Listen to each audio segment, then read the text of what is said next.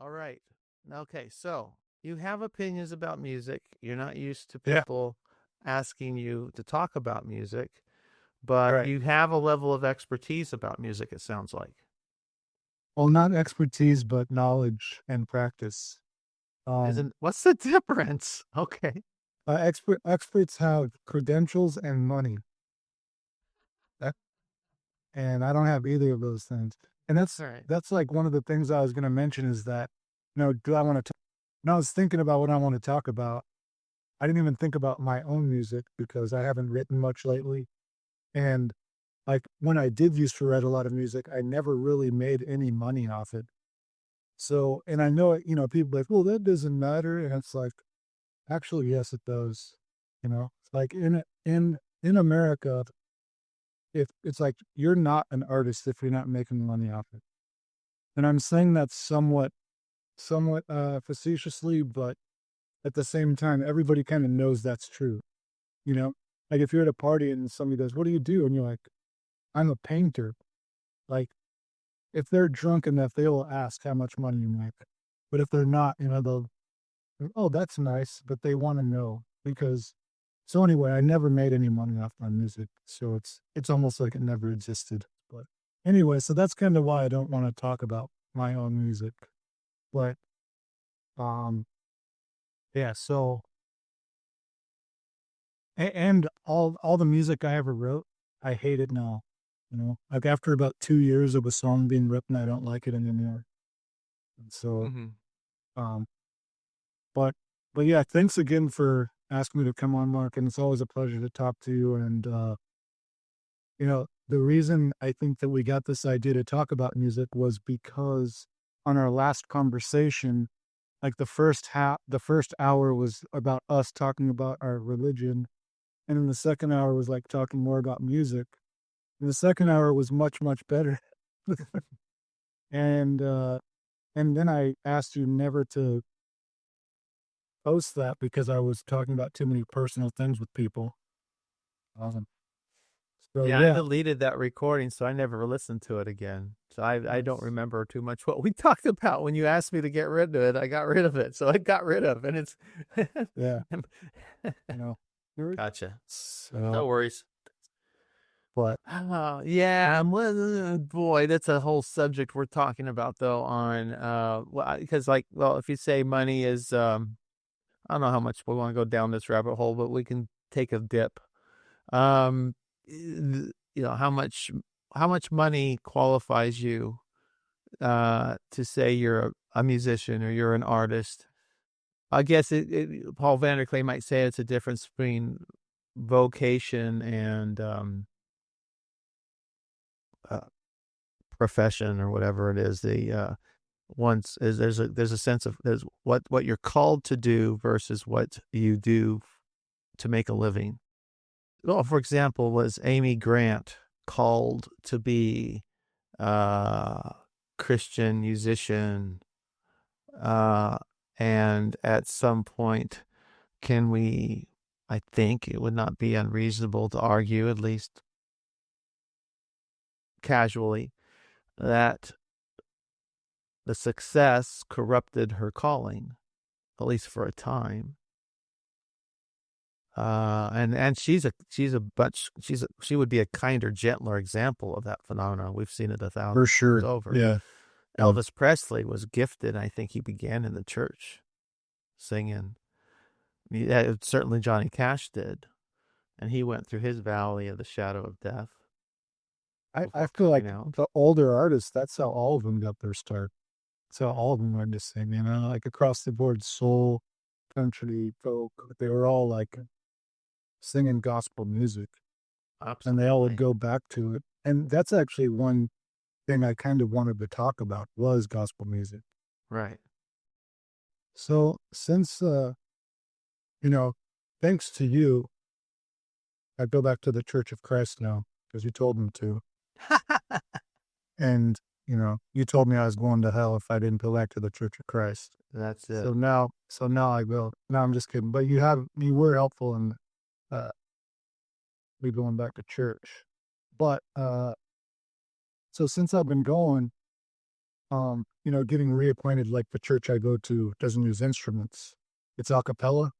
Mhm. And um, so just thinking about gospel music, especially in this church, it's so weird because like sometimes I go to this Celebrate Recovery group, which is at these sort of mega churches around here. It's like a 12-step group, Christian Mhm. style. And they'll have these praise sessions with, the rock band, like the Christian rock band. Mhm. And it's okay. And it's like they'll play a song, like they'll play a verse, they'll play the chorus, they'll play the verse, play the chorus, and then they'll just like play the chorus over and over and over and over, like trying to almost get into a trance state. Right. And honestly, like I don't like it. I'm not saying it's wrong or whatever, but I just really don't enjoy that. I'm kind of just like, let's get the song over with. And it's almost like people are trying to feign an emotionalism that maybe isn't there. They're trying to like work themselves up, which is fine, but I don't know. I'm not that into that. Either I'm feeling it or I'm not. And that's kind of like why I like a cappella music, like a cappella hymns, because sometimes, there's not that many people there singing and it doesn't sound that good. But you just do it anyway because it's your duty, you know? Mhm. And it's not about the it's sounding good. But the thing is with a cappella music, like when it comes to music for me, that was the first, if I think about it, that's the first music I've heard. Like my mother singing, my family singing in the church and singing Jesus Loves Me and Patty Cakes or whatever. Um, it's like that's like the beginning of music. And like the Church of Christ, a lot of them actually believe that using a piano is a sin. Mm. Um, but most of them don't really believe that. They just think that like a cappella is the purest form of Christian praise music. And I actually really like that. Um, it's like I'd say that out of all music, that is the most beautiful to me because um because like all songs basically have four-part harmonies, and if you go to church enough, like if you open up these old hymnals, you have the four parts, and according to your voice and your ability, you can, if the larger the congregation is, the more harmony you're going to have. And so you can kind of, if you have a musical ear, then you can kind of zone in on somebody else singing within your range and you can learn that harmony. Mhm. It's like my mom sang alto, and my dad just sang the lead. He wasn't much of a singer. Alto is like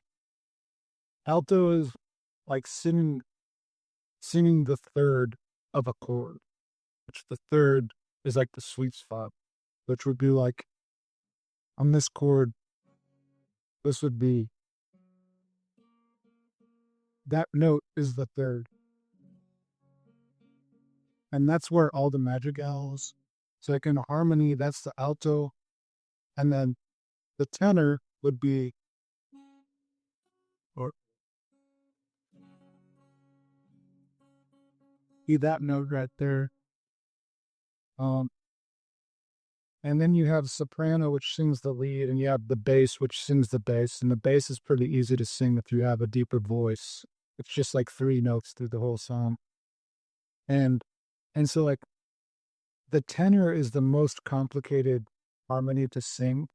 And so if all you need is like one or two good tenor singers in a church to just really get the magic going, you know? Mhm. Because alto is kind of easy. It's the most intuitive harmony to sing. But if you have a tenor, and there's always going to be somebody singing tenor if there's enough people. And so when you're in a small church, sometimes it's like old people and it just sounds terrible. But then you go to like these big churches and everyone is singing, and it's like there's nothing like it. There's no concert you could go to because it's like you're in it. You're not, first of all, you're not in the audience, you know. You're in the middle of it. You're in the middle of the performance and you're performing for each other. And Mhm. and the I think one of the most beautiful things about it is because like you have a spectrum of vocal skills among singers. Like some people are very good singers, like almost operatic. You have a couple people like that, and then you have like, but most people are just like decent singers can kind of hold the tune. The majority of people, and that's really all you need because these songs aren't like too complicated. But then also you have some really bad singers who are just belting it out. And to me, that's like what really gives it the beauty and like the dissonance that you need. Is like just these bad singers that are adding, like it would almost be too perfect. But so yeah, so since I've been going to this church, like the song leader leads all these new songs, and so I'll go home and I'll look them up because I know all the old songs. And I've been away from church for 20 years.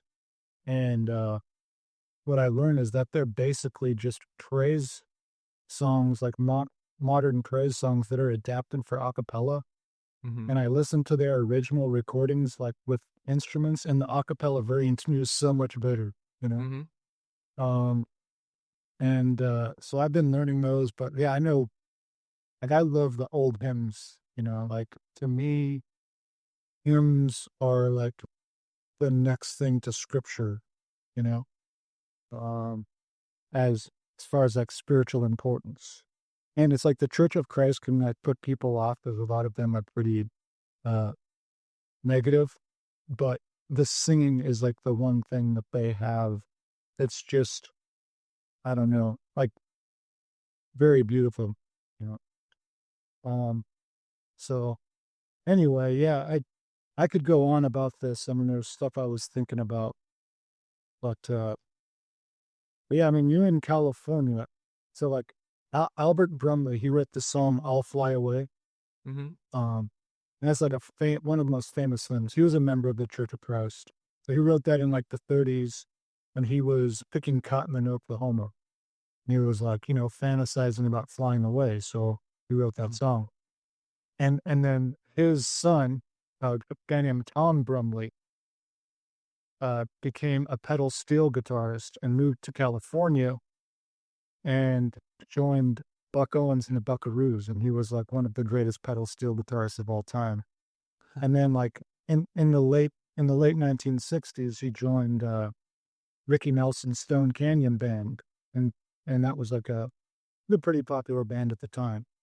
And so and so Tom Brumley was like a member. He was like a song leader in the Church of Christ. So on Sundays he was like leading a cappella hymns, and then the rest of the week he was like playing honky tonks with Buck Owens. Mhm. And then like you being in Southern California, that's like that's another. It kind of ties into my other musical infatuation, which is basically West Coast music. And I feel like almost a lot of those hymns are a type of West Coast music. Okay. Like even Merle Haggard was he was in like that song Mama Tried, right? Despite all my Sunday learning towards the bed I kept on turning till Mama couldn't hold me anymore. Like Merle Haggard was in a Church of Christ when he was a kid. He was baptized and all that. Mm. So it's like these things are, I don't know, they're almost like intertwined. But then, Merle Haggard would go out to the honky tonks. He liked that more, you know. Um, spent time in prison, but yeah, West Coast music is is an internet. It's like for me, that's where it's all at. That's where Mhm. it all is. Hmm. It's like the all the way from like the 30s up till basically up till modern day. I feel like I'm from California, from the Central Valley, more North Central California. So um, you have kind of like Southern California music, Northern California music, and then like Northwest music. From Oregon or Seattle. I consider it all sort of the same entity. kind of like different nodes of the same thing. There's like definite features to West Coast music that I don't know. It's like what I love. It's like folk mixed with country, mixed with psychedelic, mixed with rock. Mixed with like garage and mixed with some gospel too. But things like Bakersfield country as opposed to Nashville. Nashville country was much more conservative, traditionalistic. Bakersfield was like the Wild West. They sang more about, you know, drinking and all that stuff, being wild, you know. Hmm. And that's one of the reasons Bakersfield country blew up so much, because it was like less polished. And it actually made Nashville really mad. Like they would never acknowledge that Buck Owens is constantly number one. They would never they wouldn't like he was like number one in the charts for years, and they would not give him an award in Nashville. Hmm. And it was because he was just doing things his own way. And so so the West Coast idea, or the West Coast attitude, it really seeped into music in the way that, so in Nashville, you go you you make a in the 60s or 50s, you somehow get an appointment to record, and then you get these certain musicians, and if you get the top musicians, then that record is going to get promoted, it's going to get played. So the Nashville A-Team was a set of like brilliant musicians. Like you hear the same guys on George Jones, Loretta Lynn, so and so. Like they're all the same guys playing on all these artists. But Buck Owens he was a session musician at Capitol Records, and in the 50s he was a lead guitar player. He would play on other people's music, and so he learned the music business. So when he got his own contract and he was going to become a lead artist under his name, he like he actually was very shrewd, a shrewd businessman. He was like, no, the only way I'll sign this contract is if we use the musicians I want to use and record it the way I want to record it. And so, because on his first album, they had like all these background singers and all these string arrangements, and he was like, no, I don't. On his next record, he controlled the contract and he used his own band, but he was playing with like in Bakersfield honky tonks Mm-hmm. instead of using these polished Capitol Records musicians. And they're like, okay, I guess, and he became number one for like 2 years, just leading the charts, Hmm. just like doing it. And it's because he was a shrewd businessman, like having this independent spirit, doing it his own way, I feel like. And then the Bakersfield sound became like iconic, you know? Um, uh, he didn't use strings. He had like a simple 4-piece band or 5-piece band the whole time, a lot of this, just the same guys as his own musicians and his friends. Mm-hmm. And, yeah, I feel like that's, I don't know, it's kind of quintessential of the West Coast ethic. And then you have Creedence Clearwater coming out a few years later singing, s- listening to Buck Owens, they say in that song, looking out my back door. It's like, then Buck Owens, he got, he did some albums with this lady, Rose Maddox, who she was like this cowboy singer, the Maddox Brothers and Rose in the 50s. And they just did, and they were like lavish. They would wear these like colorful, crazy cowboy suits and just have all these stage antics. And they sing a lot of Woody Guthrie's songs. Like in the 30s and 40s, had all these like kind of protest cowboy songs and everything. Mm-hmm. And so it just kind of culminates up from there. And, then in the 60s, of course, it really, like, California music really blows up. But yeah, like, thing is about California music is in the 60s, even though you had Buck Owens and then a few years later Merle Haggard came in to Bakersfield sound. It's like they were in the Capitol Records building in like Mm-hmm. downtown LA. And they sound like they're just pure country, but across the hall would be like the Beach Boys recording, you know? And so Mhm. they would like swap musicians. Like Merle Haggard used to use Glenn Campbell, before Campbell was a star. And Glenn Right. Campbell also played with the Beach Boys, and they would swap like guitar players who would be playing in like surf bands like the Ventures. These guys would also play on country records. And so there was this mishmash of stuff going on. And and then eventually that led to folk rock in the way of the Byrds, and Columbia Records. And that, you know, like in a way, California is responsible for like blowing up Bob Dylan because Bob Dylan wasn't that famous when the Byrds covered Mr. Tambourine Man. Um, And when I say that they had a bigger hit, it might have actually been "It Ain't Me, Babe." I don't remember, but yeah, they well, their version of Mr. Tambourine Man was definitely bigger than his version. right, right. Um,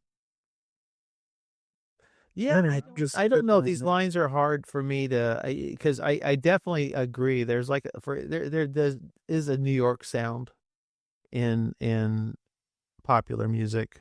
Certainly there was. I don't these days. I'm not sure what's coming out of where. But going back into the 60s, 70s, 80s, 90s, even. I came across some old Blondie music. Um, and Don't Hang Up the Telephone or something was something popped up, and I started listening to it again. And one, I was a little surprised how well it holds up. Yeah, that's a Because good song. a lot of music, a lot of music from that era doesn't hold up well, but Blondie actually does. But it is definitely New York. I mean, it's New York in the same way that oh my goodness, my brain this morning. It's going to be lots of editing in this video if I could keep doing this. What's the Walk on the Wild Side? What's that guy's name? Yeah, do you read Lou Reed. Thank you, Lou Reed, and the band he was Velvet part of, Underground? Velvet Underground. Thank you, thank you. This is why I need Elon Musk's little brain attachment to the internet. Um, it was that's so New York. All Yep. of it. It's artsy. It's pretentious, but at the same time, it's very street and honest. It, There's a it kind of doesn't have it doesn't have the optimism of West Coast music. there you go. That's true. That's It's more probably it. pessimistic. Yeah, I don't listen to Blondie and say it's wonderful in her own way. I mean, you listen to her vocals. You don't People don't realize how really good of a vocal artist she was. Not necessarily as a not operatic or in a trained sense, but her ability to inflect and deliver at an emotional level was just really excellent, and she was very good. But it is not optimistic. She has a lot of good songs. Yeah, and she wrote well. She actually wrote beautiful lyrics, and the combination of them as a team it was amazing. But Lou Reed, no optimism. You're right. It's the optimism that's missing. You have Even optimism, and it's yeah. Go ahead. no, well, I was just gonna say, even in that song "Sweet Jane," he has that line about all you protest kids. Now he's kind of like making fun of the protest movement in a way. Mhm. But, I mean, not it's just he's just kind of like not taking it seriously. Yeah. No, that's very true. Very true. That is probably the distinguishing feature of West Coast and versus East Coast. You could probably take it all the way down the line: music, art, film. The- it's even become a kind of Hollywood trope, the coming out to California, right? I mean, there's always that scene. Now they use drones and whatnot, but it used to be big cranes to catch the car driving through the long highway out in the desert Yeah. into either Los Angeles or out to Palm Springs, or it's the idea of the open highway and traveling west. There's this optimism, and it even see it. Maybe it's funny. You mentioned Woody Guthrie. He was born in Oklahoma, but I believe he winds up in California, doesn't he? As part of his Yes. history. Yeah. So that's part of the He, thing. I mean, he was around the same time as like Steinbeck and all that. He was going to those labor camps and like Right, he was like trying to unionize people and everything. right. Well, and But the he idea was that a genius songwriter. oh, he was. Yeah. I mean, he was an absolute genius. You know, wrote like the second. They call it like the second national anthem. "This Land Is Your Land." I mean, it is kind of like a subversive left wing song, but that's still a song that anybody loves. You know, And 'cause Dylan, it is universal. Bob Dylan is kind of torn between the two worlds, right? He goes he starts out, he's born in the Midwest, travels to New York, then part of his journey though is a search for Woody Guthrie, which he finds who he finds in a rest home, I think, towards the end of his death, or in a hospital. And but there's a but you cannot call Dylan. I wouldn't call him. He doesn't have the same vibe as as Lou Reed, certainly, but he is. You can't quite call him California or West Coast optimist either. No, Where Dylan really is. I would call him more close to New York than California, and just as vibes go. he certainly But rejected the protest movement. He starts out as a yeah, protest singer, but it's it's and he does, in a lot of his music, he has a sense of outrage and a sense of justice in some of his lyrics, but you never quite know if he's posing or not. right, right. But some of the people who were like totally true believers who weren't posing were kind of like not that great of artists. Like, Yeah. I think of like Phil Oakes, you know, like he was a true socialist, but I tried to listen to his music and it's just like not that good. It's almost like you have to decide what your purpose going to be. Is it going to be to make great music or is it going to be to change the world? I don't know. You know, the two can't be equal, you know. That's no, you're right. There's a great song about the incident with between Dylan and Phil Oakes. Have you heard it? Um, I may have, but I Ben don't remember it. Wild Mercury, I think is what it's called. Let me see. I'm sure we can't play it. We'll get a copyright strike, but see if I can pull up the lyrics anyway. Um, Was Oakes like trying to own Dylan or something on one of his songs? there's a story that goes around that he was in a car, in the backseat of a car or limo or something with Dylan, and he told Dylan that one of his albums or songs or something wasn't that great. And Dylan, being Dylan, and this is in this kind of at his peak in the middle 60s, I assume. Probably I think before the motorcycle accident. And he's thrown out of the limousine in the middle of nowhere. Oakes was? Yeah. Yeah, could Dylan threw him out? Yeah, Dylan threw him out. And the line, I gotta pull up this line. I gotta find it out. It's a it's just it's a great song. Yeah, the song is by Todd. Sorry. Uh yeah, Todd Snyder. And it goes, here's the lyrics. Poor Phil Oakes, sad and low, hands in his pockets, wondering where to go. Watching those taillights leave him behind, thrown from the limousine for speaking his mind, like a red-eyed photo into a garbage can at the corner of Hero and Also Ran. A fragile heart skipped a fragile beat. It's warm in the limousine, cold on the streets. And there's a little chorus or something. And it says then the next verse is, it was all over some new Dylan song that Phil had the nerve to say sounded wrong. Dylan stopped the car. Words shook like a fist. Phil, you ain't a writer, you're a journalist. Hey, I should say that like Dylan. Phil, oof. you're a writer and you're not a writer. I'm sorry. You ain't a writer. You're a journalist. Death of a rebel, twist of fate. If he ever thought better, he thought too late. Poor Phil Oakes. He slipped through the cracks. Judas went electric, and he never looked back.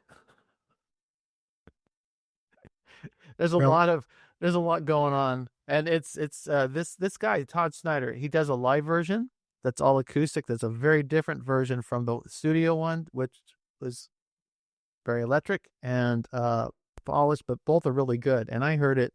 I came across this song through Sirius Radio on their contemporary country music channel, or alt country, or whatever they call it. I wonder back to this idea of as East Coast, West Coast, the development of popular music in the United States. I mean, I just call American music, broadly speaking, American music, which would be what?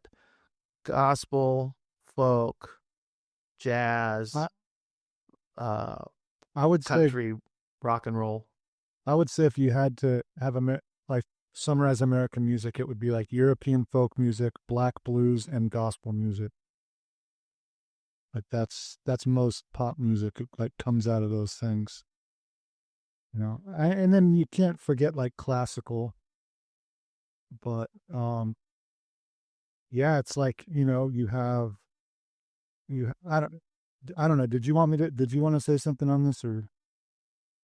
Well, what I was saying is that some of I think are the East Coast, West Coast, optimist versus pessimist, or Okay. realistic. We might say that the gritty realism of the East Coast versus the optimism of the West Coast. Maybe it falls apart by the time we get to Nirvana. I think Nirvana is clearly West Coast. It's even, you could say it's clearly Northwest. I mean, if you've ever been to the Northwest, it feels like the Northwest. There's no question that Nirvana is Northwest. I lived in Seattle for a while. Okay. So. Yeah. And there is a vibe up there that is not like Southern California. And I would put Oregon in that too. Yeah.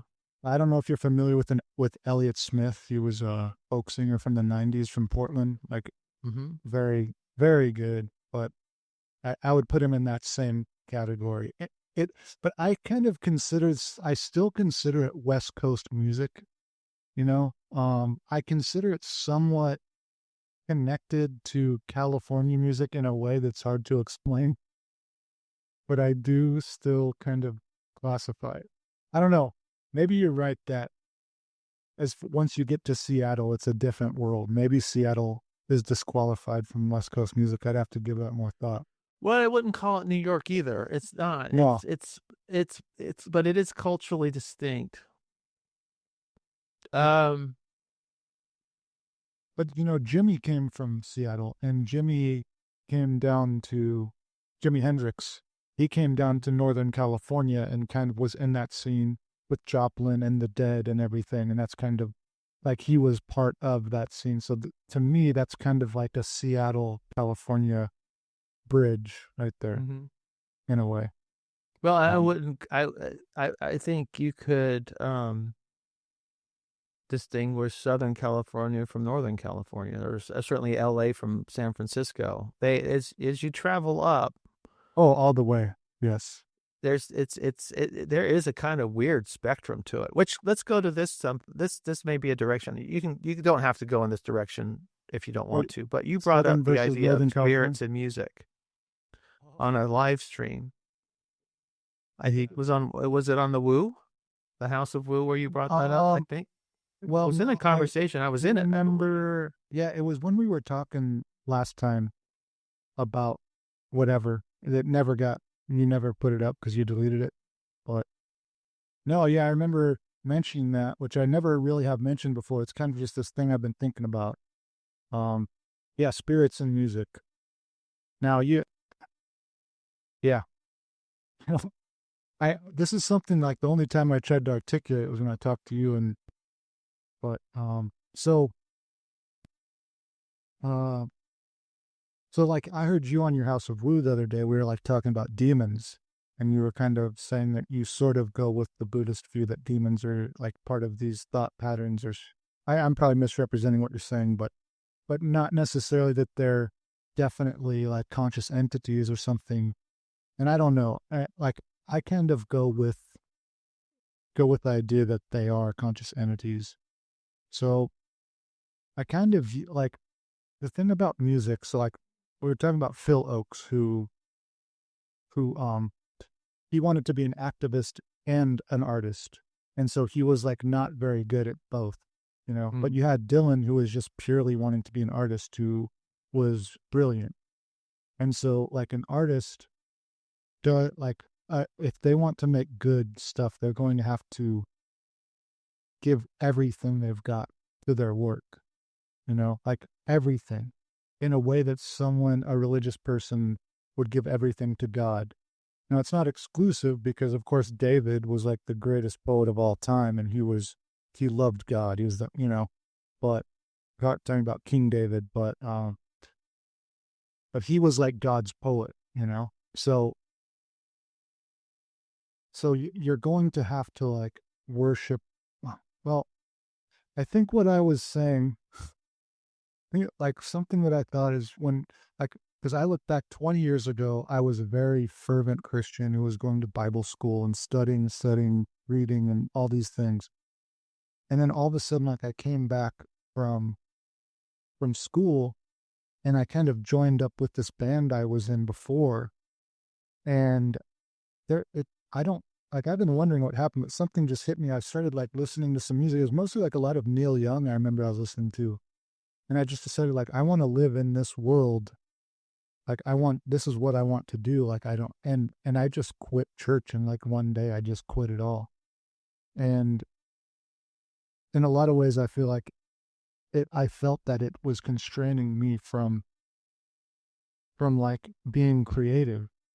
And so because there were certain things that rock music, folk music, or any type of secular music does, to where, you know, like if you're singing a Christian hymn, there's definite ideas. It's like, you know, Jesus loves me, this I know, for the Bible tells me so. It's very plain and simple. But if you have like some music with some more of abstract lyrics, mysterious sounding chords and instruments, it's like there's something going on there in some of these songs that you can't put your finger on, that is like, I don't, I wouldn't even call it expression. Like people, oh, I need to express myself. And I'm wary of that word, because there's something about like, what are you even expressing? If you're going to express something, you have to know what it is. But I think there's a lot of things that go on in music, poetry, and painting that is something that we don't even understand what it is, that we like tap into, you know? And so, and that's what I wanted to do. And I felt like at some times of like composing music, I could get there to where it was something that I wasn't expressing it. I was almost channeling it in a certain degree. And you're opening something up, or you're like being the channel through. And so the way I look at it is like a work of art, whether it be a song or a poem or a painting or what have you, is like, it is a temple by which the creator and the consumer like enter into commune with spirits, like commune with gods, and like that's and when I was younger and I was like doing this kind of unconsciously, I didn't have as much knowledge of like paganism and archetypes as I do now, but I realized that that's absolutely what I was doing. I was looking to music to like elevate me to a complete different state of being, of like some spiritual alteration.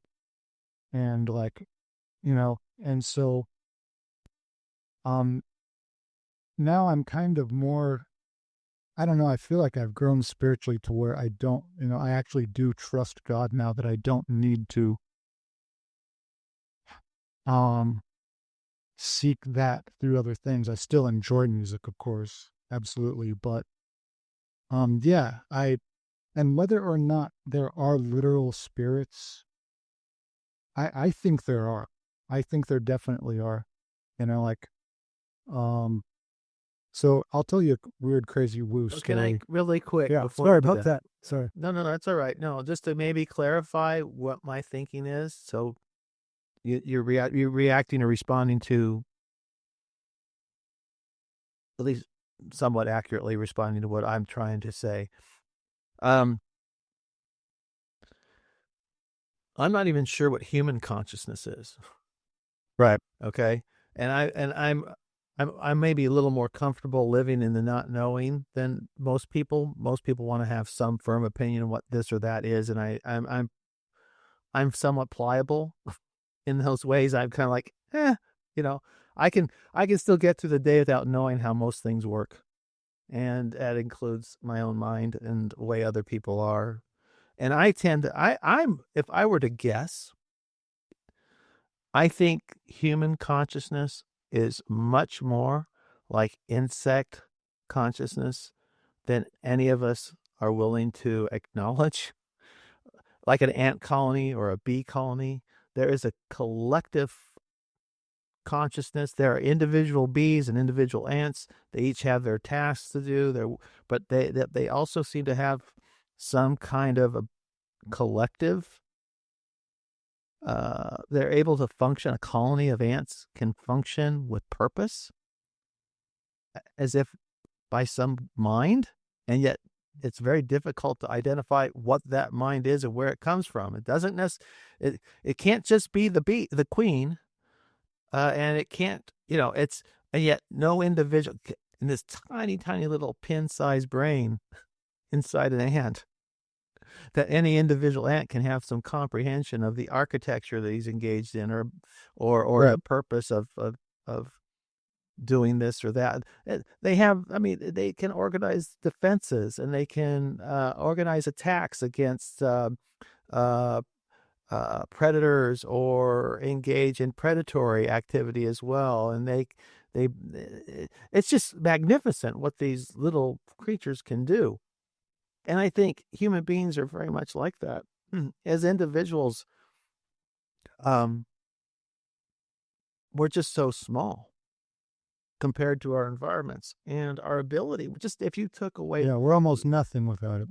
and then if we take away the social aspect, if you pull a child out, an infant, and raise a child with no social contact, as they did, we had a horrific kind of experiment along these lines with those Ceausescu, those Romanian orphans they discovered, who were kind of kept in something like just total isolation, with no warmth, no social interaction. Yeah. They don't develop language, they don't develop normally. It's a horrible thing that happens to the human being when they're at the early age of stripped of social interaction. But without social interaction, there's no language, and without language, there's no ability to even think about things in the human way. I mean, if you don't have words, tell me how you think about how you would engage in the world if you couldn't name the objects or the things in it. You would operate I can't entirely imagine by that. instinct. Yeah, it's impossible for the human, for us, right? It's just impossible. So when I say demons, or say spirits,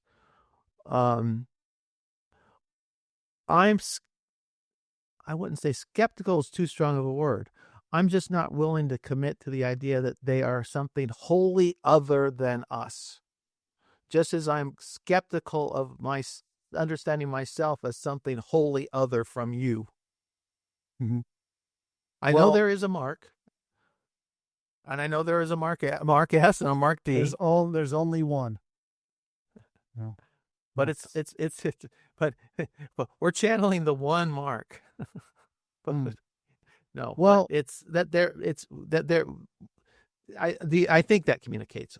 It gives at I least an idea of I where I'm at. I kind of have I think I have an idea of what you're talking about. Um, I've read, for many years I did like meditation and like yoga and Buddhism in a lot of ways Sure. interact with their philosophy. I almost feel like I don't want to take this in but I almost feel like Buddhism is to yoga what Christianity was to Judaism. Um, so like I read quite a bit of Buddhism, and like this idea, like when I was coming back to Jesus, and I was talking to you every now and then, and I remember you talked about how one thing that stuck out to you was that verse where Christ says, don't rejoice because the demons listen to you, rejoice because your name is written in heaven. Mhm. And I kind of had, and that was like a distinction between a Buddhist, almost pantheism or panentheism. And for me, it's like, that's one of the things that I'm kind of like, I'm just sort of relieved to let a lot of these things go about Exactly. like to let things go about mysticism that I was trying to believe.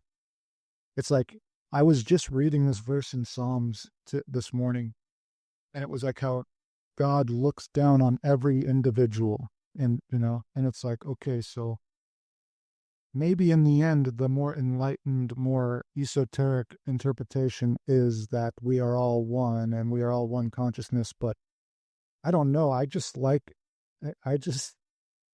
like own the fact that we're individuals, Well, and not, I came to the something very similar. I'm sorry to interrupt, but I oh, kind of agree. um, it, enthusiastically. I mean, it was a key verse for me too that allowed me to kind of say, yes, I think the Buddhists, and for me particularly the Tibetans, those monks, they made a lot of progress in the way that science and scientists have made lots of progress on in forms of understanding the world. For them, it was the mind. For psychology kind of. it is, it's absolutely psychology, but it's done through introspection and meditation and work of a certain kind. And the Western's approach has been through dissection and other instruments and things like that. But anyway, they're um, they took it, and I think they took it. They possibly have taken it as far as it can go. Jesus, 2,000 years ago, anticipated them and surpassed them, but doesn't necessarily negate them any more than he negates the germ theory of disease. I mean, the germ theory of disease works. Modern physics works. We're communicating vis-a-vis discoveries in physics that have been applied now to technology. We wouldn't be able to do this 500 years ago. But Jesus, I think, in the most meaningful way, surpassed them, and he's the world is what it is. But then Jesus comes along, and I think he's unique. This idea that God, it's in Judaism, but he takes it to an extreme. This idea of God as your father. He personalizes God as my father to tell us how intimately he communicates with the Father. But then he also says he's your heavenly Father. My Father is your Father. I am one with, in John 17. Let them be one as you and I are one, and then it's to make them one with us. And it's this long, wonderful prayer of Jesus. But and he's and this I but and this is what's great about Jesus, the incarnation of Christ in the world, and the resurrection in us that we see. And it is the church lady, the simple, maybe uneducated little old church lady All she's done is show up to church Sunday after Sunday, Bible study and prayer meetings year after year after year. She may not be well schooled. She may not her reading may be nothing more than the Reader's Digest. She's just And- looking forward to going to heaven and seeing her daddy one more time or something like that. You know, It's super simple faith, and Ah. and as Paul says, that faith can surpass the great yogis. for sure. That kind of Yes. spirit, that level. I've seen that level of compassion too. enacted. I've mentioned Ola May, a lady that I met through my wife, and was very close to my wife and her sisters as they grew up in their local church. The woman spent herself. If you want to talk about emptying, spiritual emptying, she did it in her community, in her church, of people around her, and with her family. And when she was done, there was nothing left to her. And from the worldly point of view, it's tragic, because all the opportunities wasted, all the happiness she could have had materially, she gave of herself financially, she gave of herself emotionally, physically. She died in old age, penniless, a little dementia, but loved and cared for. God provided through a very unlikely person to care for her. I would not have thought of this person as caretaker of a dying elderly person, but yet that woman delivered big time for her and cared for her and loved her right to the end. And to me, that lady did not die unhappy. She died happy. She was penniless but happy and in glory, and went from glory to glory. Yeah. And it's like, we can read all the theology in the world and have these deep discussions, but she loves God more than all of us, She did it. That's the difference. She embodied it. Everyone talks about embody. She embodied it. And that personally puts me to shame. And my level of faith is so low in comparison, because I stay up at nights worrying about my mom's finances, because I'm responsible for them, making sure everything is, but it's not out of want, it's out of surplus. I mean, there's something to worry about, and so I worry. This lady just gave, and I'm just giving as an example in my own life. No, yeah, that's awesome. I'm just saying stuff like that. My faith is so weak. Oh man. When I was practicing as a Buddhist, though, I was probably in a place where I could have, I thought I'd put this stuff to the test, and try to take a long pilgrimage on foot from one point to another point, and just depend upon the kindness of strangers, and that never happened for various reasons. But I think now I'm like, oh man, I need my warm house and my dry environment. And I break out into allergic reactions with insect bites that I never used to, the idea of renouncing my material comforts, I can't say it terrifies me, but I really don't want to do that to myself. Yeah, like when I really examine my heart for what I think Christianity is, it's like going to Barnes and Noble and getting a coffee and looking at the religious literature. It's it's like it's got to be the right mean. It's like that's gonna send me to hell, I'm going to hell for sure if that's what I think Christianity is. This is the thing is I think the Lord, this is where the Sermon on the Mount comes in. It's the blessed are the poor in spirit, and Jesus knows we're poor in spirit, and the rich in spirit, like Ola May. If we're smart, we give the people like that as best we can to kind of catch some of their good they'll get a little treasure in heaven. You know, Jesus said, this came up on Luke's stream. It's that I participated in briefly, and it's, you know, Jesus kept saying, store up for yourself treasure in heaven. You know, well, what does that mean? You know, I think it means that the only stuff that lasts is a treasure in heaven. Yeah. Don't invest yourself in stuff that doesn't last. Well, most of us, anyway, in my experience, most of us are pretty weak on that. Most of us are very narrowly focused on the temporal. And, Right.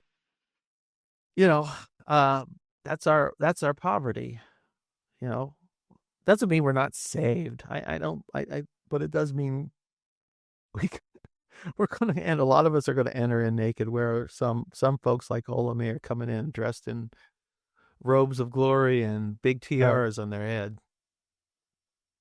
Right. That's an like aside. I saw that verse where it's like, woe to you rich, you know? Yeah. And it's like, that's me. He's talking to me, you know? I mean, I don't worry about money. I don't make much, and I'm not a big spender either, but it's like, I don't worry about it. You know, that's rich. If you don't worry about money, you're rich, in my opinion. Because most people in history are just worried about, like, what are they going to eat tomorrow, literally. Yeah. So let's talk briefly about music again. We'll bring it back around and close on the music and the music of the church. And yeah, I could go off on that more for sure. What do you want to say about it? Well, I really agree with the acapella. I'd like to place. I got some here pulled up on YouTube, but I'm just not sure I don't want to have to deal with mics. There's a really good group called Praise and Harmony that does like a bunch of hymns, and my cousin is actually in it. She's one of the singers, but they do a lot, but they're all really good singers, but it's not auto-tuned, and they have a really good harmonic balance, you know, but it's almost one of those things, if people aren't familiar with it and they just hear, like, I'm almost cautious to show people it. I mean, yeah, it'd be great if you did, but when you're in a service in the middle of it, it's like a complete different animal, you know, rather than hearing it on a recording, even though the recordings are beautiful. That Praise and Harmony. Yeah. And it's the Acapella Company is the channel I see. It's got like 400. Is that 400,000 subscribers or 41,000? Yeah. Yeah, Yeah, they're like down in 1,000 subscribers. Yeah, like when I watch the videos of that, my cousin is always like in the front. She's always been a great singer, like all my life. She was a great singer.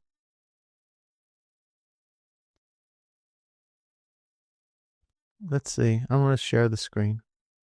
Take a chance. But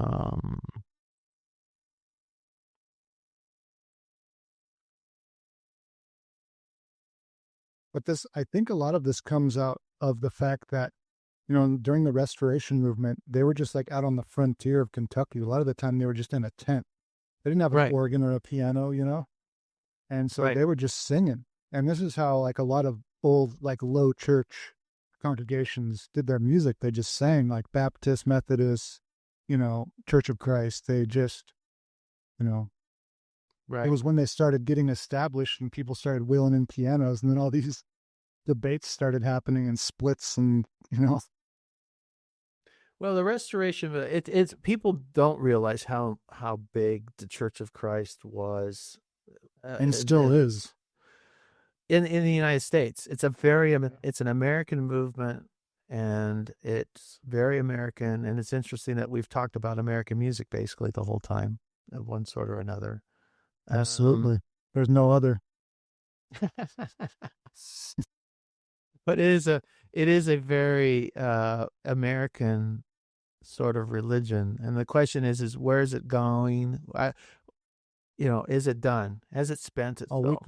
We could have a whole hour and a half talk about that subject because I've We thought a bit could, about we could that. do. It would be interesting to keep. I don't think it's necessarily done, but it's going to have to change, and it is changing. And then if as some of what we see in the Church of Christ, what was the Church of Christ evolved, and it went from a cappella, and then they divided over musical instruments was one of their big points of division, which is hard to imagine splitting the church over such a thing, but they did. It was a big deal.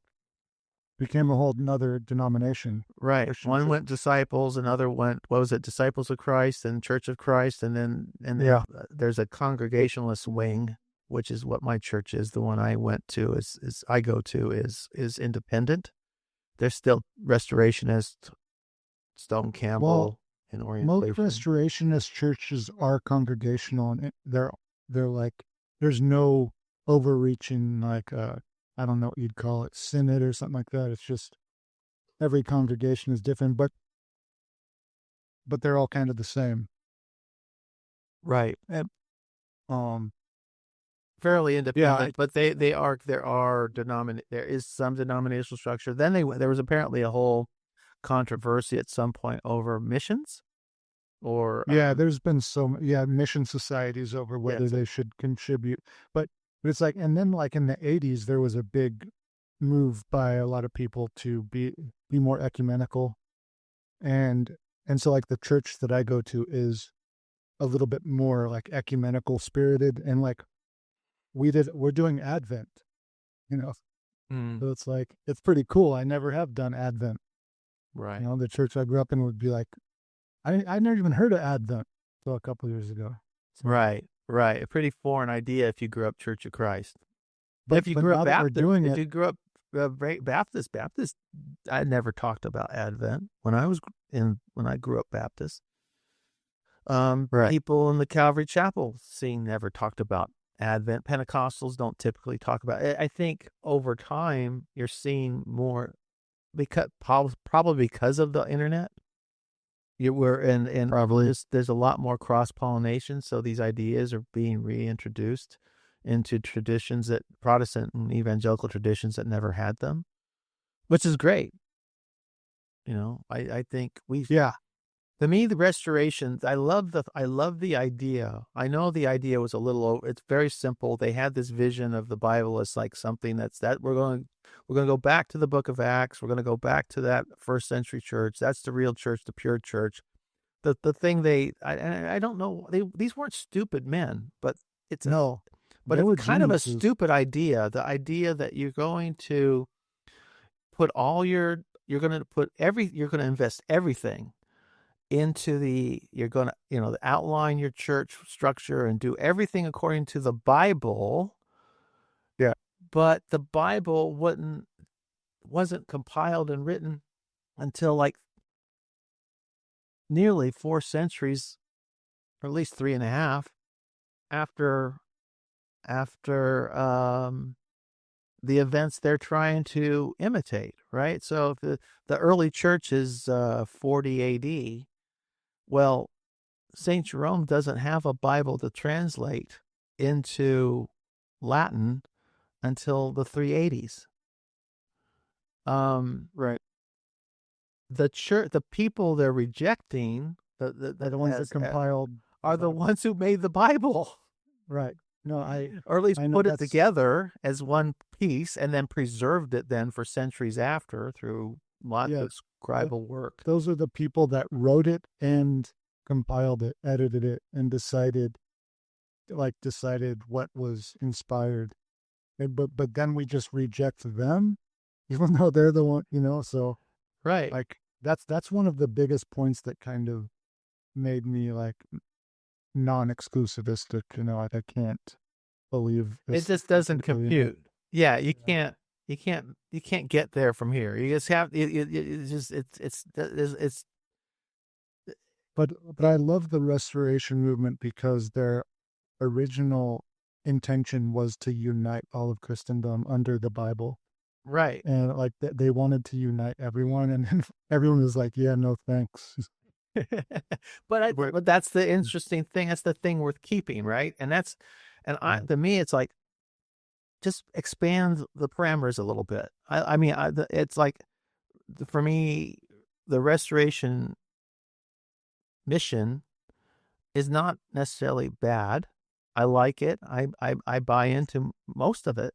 I just think we just need to stretch out some of the limits, put a little give to it and include those first centuries, not just the first century, but the first centuries of Christianity. Let's bring in the Didache. Let's bring in the fathers. Let me see. We don't have to call it scripture. We don't have to even give them a higher status, like, as saints and icons and so on. But we can listen to them. And to me, listening to them try to sort this stuff out. And I mean, these guys also, even though they might have had some crazy ideas like those early church fathers, they were the ones who like formulated the Trinity and, all these, like a lot of these theological things that most Christians agree on. And so it's like, you're not going to figure that out just by reading your Bible. I'm sorry. You're not, I'm going to honestly just read my Bible and figure out the right way to have a church. And it's like, no, you're not. You have to, like, everything you have is built off literally 2,000 years of like theology and tradition. It's not, when people are like, well, don't take my word for it, just look at your Bible. Like that's become kind of a, like, whatever type of thought to me. Like, yeah, but I read one verse and it, told me to stone my neighbor if he steals. So like, that's what I read. You told me to read my Bible, But so it's like a lot of that stuff is it's okay. Like to me, the Restoration movement, in my mind, is the culmination, the fulfillment of the Protestant Reformation. Like that's the end. Like that. Well, I mean, of course, it keeps going, but like they just got to a point to where like we're not even going to reform anything. We're just restoring it now. We're not Protestants because we don't care about the Catholic Church because we believe the Catholic Church is nothing.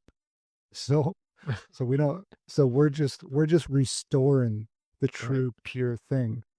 And I almost feel like I wish that could be united with the Catholic Church in a way, but I feel like the big issue that will stop that from happening is probably infant baptism. That's one thing that I don't see people ever coming together on.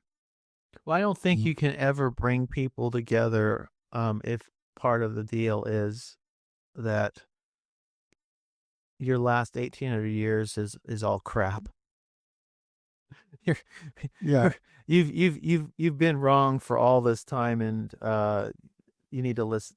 It's just too much there. It's like it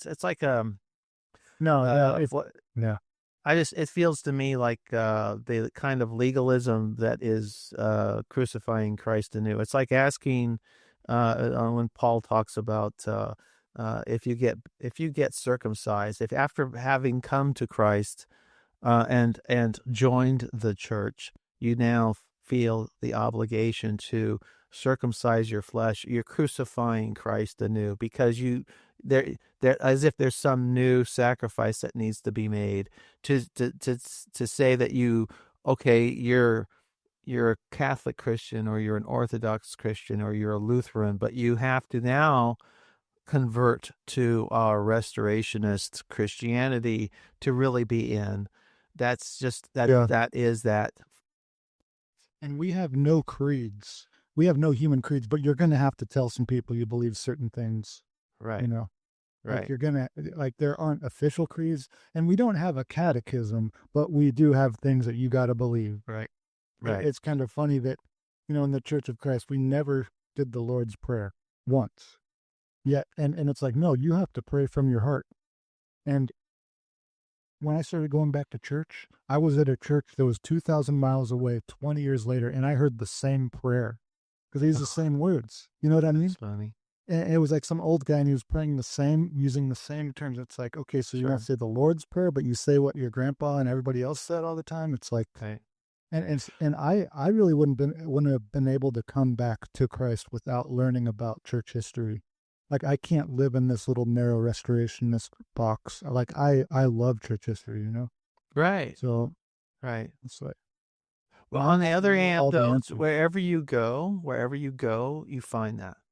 So that is that chauvinism, which is a spirit of itself, right? It's that chauvinist demon that uh, it's art. All these people who think that they've got it figured out, when I think I figured it out, I've had that demon myself. It's not just them. I mean, as many a Mhm. times. I mean, you can see old comments that occasionally pop up on my notifications where somebody likes or responds to some old comment I made to Paul Vanderklay or somewhere on the corner just a couple years ago that was of a different mindset. And it was me thinking I knew something. I'm slowly getting stripped away of that. I'm sure I have a lot more of those layers of lead paint to be peeled away, but it's but it's there in all of us. I still have that, and I hate it. Yeah. I, When I hate it. Well, I don't hate it until I see it. yeah, Damn like it! when There's always when the more. yeah, like I post something, and I'm like, well, now that I posted that, that doesn't look as smart as I thought when I thought it. But if you don't post it, you can't see it, right? So That's true. it's You might so as well you put have it out to. there. You have to publicly fuck up to finally be seen. There it is. I used the F word. I think this is that proper application of the F word. You have to do it in public to really see it. I know, yeah. Sometimes, God willing, hopefully you I don't mean, always. only if you do have to. If you don't have to, then don't. But if you do have to, Yeah. And to exercise that demon. Sometimes to get it yeah, out, you have to get it out and show it. It has to you gotta manifest, and then you you see it. gotta humble Oh, yourself. yeah. You Or gotta the Lord will exalt humble you. yourself so you can. Yeah, Yeah, it's all good. It's all good. Let's call it. But you know what I think? yeah, I feel like we've got a lot more to talk about. Would you be willing to do another one of these with all the sound settings right, and we could keep absolutely, going? man. Yeah. And then what I might do is compile everything into there'll be probably more than one part because there'll be a lot of material.